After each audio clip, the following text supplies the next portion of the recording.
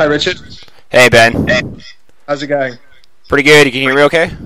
Yes, I'm very good. Thank you for taking the time out to speak to me. It's much appreciated. Oh, yeah, no problem. So let me just fill you in. I'm a journalist from the UK. I work for a company called Republic Publishing. We're quite small, but we're doing some of the new gaming stuff for Red Bull. I'm sure you know the drink. Right, yeah. Head over to their website. They've got a big game section. Cool. So we're just doing a feature, on speedrunners and sort of lifting the veil on, and sort of something which not many people might know about. My colleague reached out a few weeks ago for asking to speak to people, and you got in touch. So I hope you don't mind me knocking. No, it's fine. We look through videos. I look through your website and stuff. I've got a couple of questions that I always like to just ask first, just double check who are you, where are you from, that sort of thing. Okay. I'm Richard Gibson. Originally from Victoria, BC, Canada. I'm living in Edmonton right now, going to school, doing my PhD. I don't know. I like sports, video games. You're doing a PhD at the moment. Yeah, doing a PhD in computer science at the University of Alberta. How old are you, just out of interest? 28. I had to think about that. I know what you mean. I do sometimes as well. So I've watched your videos, but how did you get into speedrunning? Have you always been a gamer? Yeah, I've pretty much always been a gamer. I mean, probably since I was 5 years old or something, I started playing games. How did I get into speedrunning? I think the first time I remember speedrunning is I was like 10 or 11 years old. I had this game called X-Men 2 Clone Wars for the Sega Genesis. And I don't know, I liked the game so much, but it became too easy just to beat the game. So I was trying to find something else to do with the game. So I decided, okay, let's see how fast I can beat the game. And I don't know, it just kind of started there. It was almost just like something to make the game more replayable. It was why I started doing it.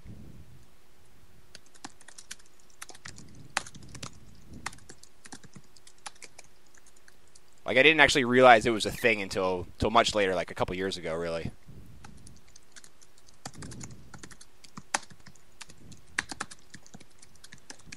Had you sort of mastered any other games before you stumbled across, the community online?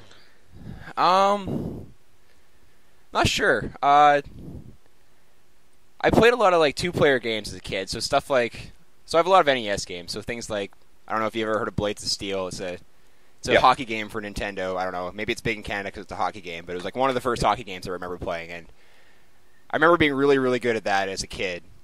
And some other 2-player games like that. I don't really remember super mastering any games. I remember I could beat a lot of games, but I wasn't trying to beat them as fast as possible or anything.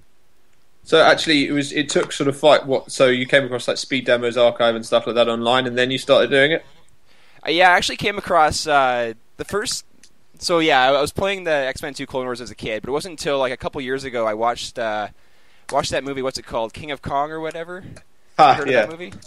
Yeah. So right. So that I didn't know about Twin Galaxies until I watched that movie, and I was like, oh, there's a place that keeps track of video game records. So then I started looking up some of my favorite games on their website, and there's times for how fast people can beat those games. Oh yeah, I remember doing that with back in the day, and then so I started messing around with Mega Man 2 and Mega Man 3, which were two of my favorite games as a kid, just to see if I could beat some of the times that were just posted on that website. I think I ended up beating the Mega Man 3 time on there. So I have a time on there for Mega Man 3. I think it's since been beating or whatever. But it wasn't until so it was really the Twin Galaxies that got me started back into it. And then as I was eventually I started trying to do a little more research into what other people were doing when they were doing their speedruns. And that's when I stumbled across Speed Demos Archive, or SDA, and found all their videos. And since then, I've actually kind of migrated more towards the SDA community rather than the Twin Galaxies community, because Twin Galaxies seems to be more focused on the old high scores on old arcade games and stuff, whereas Speed Demos Archive is literally speedruns, which is exactly what I'm interested in. Yeah, they're kind of different, aren't they? So how much training did you have to do then to actually beat that Mega Man 3 record? I think I was playing it pretty consistently, 4 or 5 times a week. I was playing through the game probably for a couple months before I beat that Mega Man 3 time on Twin Galaxies.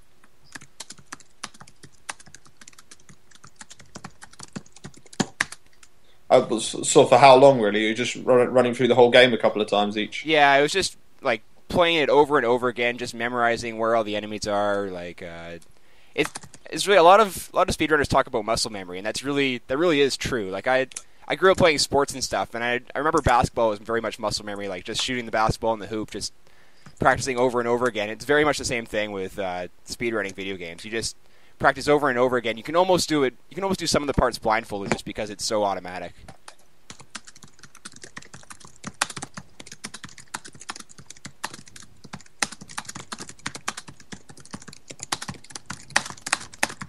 I speak to somebody else, one of the Portal record holders, who was saying he actually practices playing Portal. He just does it whilst reading blog posts in another frame.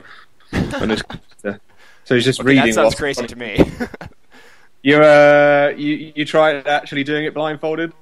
No, I never have. No, I have seen a few. There are a few videos of people doing that at marathons. Of one guy, Sinister One, he did Mike Tyson's Punch-Out for the NES. I don't know if you're familiar with that game. He got like pretty far in the game doing it completely blindfolded, which is pretty impressive. And another guy played Super Mario 1 blindfolded. Andrew G, I think he's kind of famous for he's the record holder, Super right? Mario 1. Yeah. Yeah, I watched the speed run of that yesterday. Absolutely incredible. So, do you have to, when you were training, did you have to kind of find all the glitches and everything to break the game with Mega Man, or is it kind of just a case of just hitting it right with that game? So that brings up a good point, because when I first started running the Mega Man games, I was running them according to like the Twin Galaxy rules, and the Twin Galaxy rules say that you're not allowed to glitch out the game any way possible. You have to play it sort of the way it was meant to be played. And for each game, they sort of have like these rules lined out of things you can't do. So at first, I wasn't trying to find all these glitches. It wasn't until, again, I stumbled across SDA, where they allow glitched runs. Usually they're in different categories if they break the game too much. So in particular, Mega Man 2 has a bunch of glitches. And so they have different time categories for glitch run or versus no glitch run. Sure. And turns out glitches are really fun. So that's another reason I went over to SDA, just because being able to break the game like that, I don't know, it's something that I never even knew existed as a kid, and now to come back to it and see that how broken games actually are, and I understand a lot more about like how games are programmed and stuff.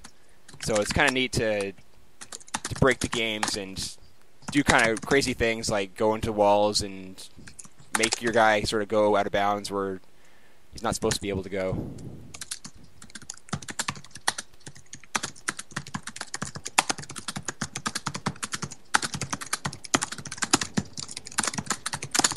what are the tricks you use in Mega Man then? So yeah, Mega Man 2 has this pretty bad collision detection. So if you use these weird items, it's hard to describe without seeing a video. I could give you links to videos afterwards. But if you use these items in a weird way, you can actually push Mega Man into walls or ceilings. And once you get Mega Man into the wall or a ceiling, the game doesn't really know what to do with them. So if you try to move in one direction, I think there's like a safety rule that says, like, if you're somehow got yourself stuck in a wall or ceiling, just push Mega Man out in the opposite direction that you're trying to go until you actually get out of the wall, and then carry on. Just so the game doesn't freeze or whatever, or so you don't get stuck. So what you can do is you can intentionally push yourself into the wall or the ceiling, and then try to go backwards. And then the game will actually push you forwards because you're trying to go backwards. And it'll keep pushing you forwards until there's no more ceiling or no more wall. So you can actually do this trick to actually skip large parts of several of the levels in the game. So that's like, the most basic trick. There's also more complicated tricks where you can push yourself into the walls and then intentionally kill yourself in order to respawn later in the level. So you can kind of skip over parts of the level just by killing yourself that you're not supposed to be able to do. Usually when you die, it sends you back to like either the beginning of the level or the halfway point if you reach the halfway point. But getting yourself stuck in walls confuses the game as to where you are in the level. So there's all these weird tricks like that. Did you find any of these yourself, or were these also established techniques when you started having a go? They were certainly established. Yeah, I'm one bad thing is I don't really do a lot of research myself into games. I just kind of see what other people are doing and kind of just steal their techniques, which isn't really helping the community very much. I mean, I just like playing the game. I don't like trying to do all this research and studying into how to break the game. There's actually, I don't know if you've heard of taskvideos.com. Yeah, the tool-assisted ones, right? Yeah, so I think a lot of the tricks and glitches come out of that community. Because they kind of look at, frame by frame, what can they do to break the game.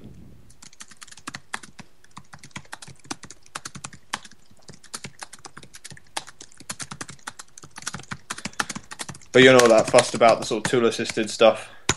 Is it cheating, or are you just not interested? Sorry? Is tool-assisted stuff, is it cheating, or are you just not that interested in it? Well, I mean, it's a category all its own, right? Like, you couldn't do like a tool-assisted run and post on Speed Demos Archive, like say, hey, look what I did. Because Speed Demos Archive is all about like human runs on actual console, whereas the tool-assisted stuff's all on emulator and stuff. So they're completely separate things. I've never involved myself in the task community, but that's more just the lack of time and knowledge of how to break games, I guess. Yeah. But regardless of it, tasks, speed demos, Twin Galaxies, all of these places, there's a very active community around them, actually sort of helping each other, kind of watching the videos and advising each other where they could improve their times. Yeah, for sure. There's this.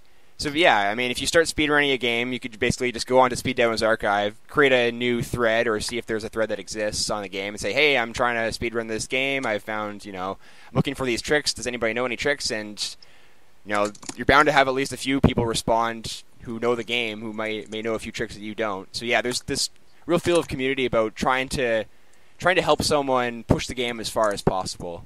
At least at Speed Demos Archive. That's another difference between Speed Demos Archive and Twin Galaxies. Speed Demos Archive feels more community-like, where people are trying to help each other push the game, whereas Twin Galaxies feels more competitive. People are just trying to, post the best times or the best scores, and they don't often share their videos and stuff or their tricks. So I don't know. I mean, both have their pros and cons, but I guess it depends who you are as to which sort of community you may lean yourself towards. One question, actually, I was going to ask is, what equipment do you actually use to record this stuff? That is a good question. I had a Mickey Mouse setup for a long time, and it still kind of is a Mickey Mouse setup. So what I have is, so I'll just describe my NES setup. That's probably, they're all very similar. So I have the NES console, like the actual NES console from when I was like 5 years old or whatever. Still have it, and on the NES console, there's video out and audio out, like yellow-red RCA cable kind of thing. Yeah. So I have that. I split that. I send one of that to the TV, and I send another of that to another splitter, which sends it, and then that splits it, one to a DVD recorder, which I use to record runs, and the other actually sent to my laptop in order to stream through a capture card. So I've actually split it sort of three ways. So one's going to the TV, one's going to a DVD recorder to record the run, and the other's going to my laptop. That sounds very complicated. So that doesn't sound like a Mickey Mouse to me. What's the professional way of doing it? Oh, I don't know. If I knew, I may have a better setup. Yeah, I guess doesn't sound too Mickey Mouse because I've only described the NES. But now I also have my Nintendo Wii, my Sega Genesis, and my N64 all hooked up to my TV and my DVD recorder as well at the same time without having to like reconnect things. So that's where my Mickey Mouse setup comes in. Yeah, I don't really have any professional quality things. I think that's what most people use is just capture cards to record their runs. I mean, a lot of people don't stream and record. Well, I guess that's not true anymore. A lot of people do, but if some people just wanted to record their run, the easiest way is just to split the feed and use a DVD recorder. And like the splitters, how much do they cost? They're quite cheap. Oh, they're dirt cheap. Yeah, like $1.50 or something.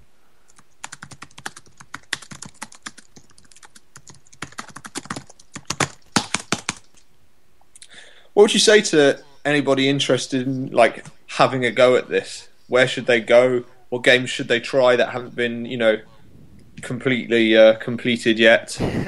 I mean, it depends. If you're trying to set a world record on a game, you're probably gonna have to. At this point, you may have to find like some obscure game or maybe some game that you're really, really good at. I wouldn't actually recommend doing that. I would recommend just picking like your favorite game from your childhood, or maybe it doesn't even have to be from your childhood. Maybe it can be like newer games. People speedrun like new games rather than classic games as well. So just pick a game that you like, and then play through it a bunch of times just to try to optimize on your own, and then go to somewhere like Speed Demos Archive and see what other people have done. Try to, and if you play on your own for a little bit before you go and watch the videos, you may find tricks that other people have overlooked. What's most likely going to be the case is you're going to find a lot of tricks that you overlooked when you go look at the videos. And just play the game over and over again. Really, is my only advice. So what are the big games, the ones which are really competitive with the speedruns? You mentioned Super Mario Brothers and that got the 4:58 time. What are the other sort of the canonical ones? Mega Man 2 has a really good time. So I'm in no way like the best Mega Man 2 runner. There's a Mega Man 2 run on Speed Demos Archive, which I think a lot of people would agree would be absolutely astonished if they were able to be broken. Just they're that optimized. They're very impressive runs. So that game's almost like, well, it's not perfected because there are task videos that are faster, but they're doing like tricks that are probably not humanly possible. Yeah. So there's that. There's a Super Mario 3 run that's pretty good as well on Speed Demos Archive. So I'm probably not the right person to ask about which games have been completely optimized, because I haven't scoured through all the videos. I've just kind of watched the videos of the games that I like. Those ones come to mind though immediately. Yeah. What's the Mega Man 2 like, the ultimate record then that you were talking about? What's that guy doing that you're not able to? Oh, he's just like, he's doing everything perfectly. It's just a matter, I think, of execution. Like, I think I can pull off all the tricks that he's doing in his video. It's just a matter of there's tricks that I could probably only pull off about 5% of the time, and pulling off tricks that I only am able to do 5% of the time compared to like then trying to do that multiple times over like a 30-minute run is asking quite a bit, right? So it's just a matter of execution. I don't know, maybe I need to play the game for another 5 years or something in order to get that good. I don't know. Yeah, absolutely. One thing I noticed reading about it's quite interesting reading the Speed Demos archives because everyone's very open, like you were saying. They go into quite long detail explaining how they did their run below the videos, which is really interesting. Mm-hmm. One thing they talk heavily about the use of, like, I do this for 2 frames and I land on this exact pixel and things like that. And it's just like things, even as a lifelong gamer, like I can't like comprehend being able to be that exact. Oh, I know. Do you have Mega Man 3 down to that sort of level? I wouldn't say I have it down to like frame perfect or pixel perfect. Yeah, it's definitely not neither of those games. I know exactly what they mean though, because I've been speedrunning Mega Man 9 a lot recently as well, which is the sort of the throwback to Mega Man 2 and Mega Man 3. Yeah, it came out a couple of years ago, didn't it? 1 or 2. Yeah. So I've been playing that game a lot. I actually have the world record for in-game time on that. If you oh really? What's that? In-game time. Sorry? What's that then? It's 20 minutes 46 seconds.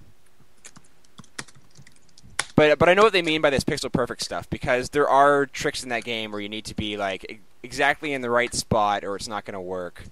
Because I know there's sometimes you need to jump through like little gaps that are basically just as wide as Mega Man is, so you have to be right at the right pixel or else you're not going to be able to jump through the little gaps. Is Mega Man the sort of game where, well, presumably it is, when you're doing a speed run, you make one mistake and you're going to have to do the whole thing again? Yep.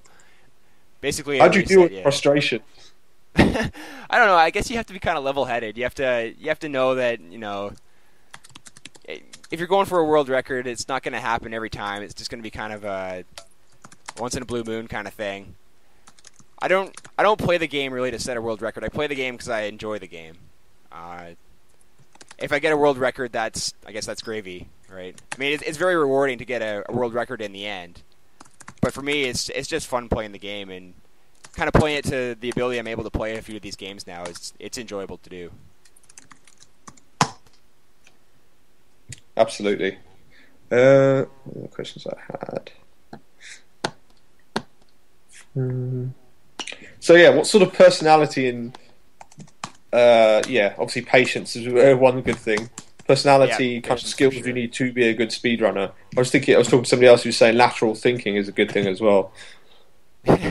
Yeah, that unless you want to go steal techniques of other people like I do, that's that's Yes. not as crucial. Let's see what else is good. Fast reflexes with your fingers for sure. There's some games, and maybe this isn't true for every game, but Mega Man in particular, there's things like being able to fire really quickly is a very useful skill. So if you can mash buttons really fast, that's going to help you. There's other like weird things like being able to like press two buttons at once in sort of not just mash them together, but sort of press them in. There's like a timing thing. So for instance, in Mega Man, if you can shoot while you're jumping, that is extremely helpful. I think once I learned how to do that, I saved like a minute or two off my times.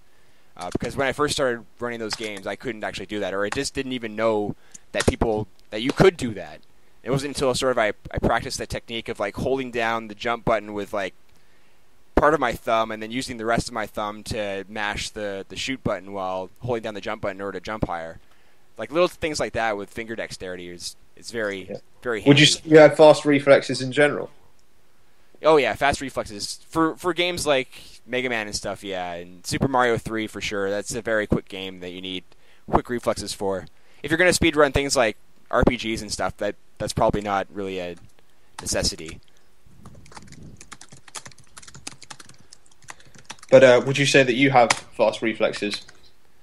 Yeah, I think I would. I think that came from playing sports as a kid more than anything else. I guess I did play a lot of video games as a kid too, so maybe that helped. But yeah, fast reflexes for sure.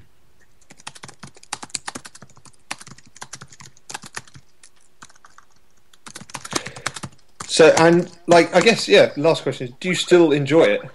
Oh yeah, I mean, I wouldn't be doing it if I didn't enjoy it. I think with Twitch TV that came out like a year ago or whatever, being able to stream your speedruns for me made it at least like 10 times more enjoyable than it was before I was streaming my speedruns.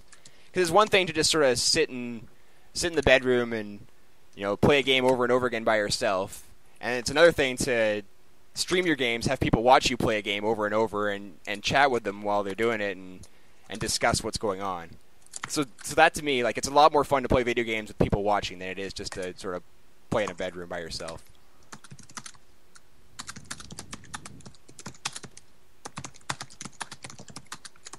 I guess I shouldn't say that. I mean, Twitch TV is when I started streaming, but there was Justin TV and there was Ustream before that. But that's sort of when I started getting into streaming, was when Twitch TV pretty much came is Justin TV, isn't it? It's the same company. Yeah. Twitch TV is sort of like a branch out. Yeah. Yeah. Yeah, I think that's probably. Do you still see yourself playing speed running a couple of years down the line? Yeah, as long as my reflexes don't fail me, I think I will. I assume I'll get like old man thumbs eventually, and have to either, I don't know, find other games to speedrun that don't require good reflexes or something. But yeah, as long as my thumbs work. Is that what you've heard of at all? Sorry, what did you say? Can you hear me? Hey Ben. Yeah. Sorry, I don't know what happened there. Not sure what happened. Yeah, no, I just had one last question, really, which was just: have you heard of anybody, any speedrunners who have actually had to stop playing, just they can't take it anymore? No, I haven't heard of that. I know there are people that just sort of like stop playing for whatever reason, like maybe they get too busy or maybe they want to move on to other things. But I haven't heard of like physically having to stop for like physical or mental reasons of some sort.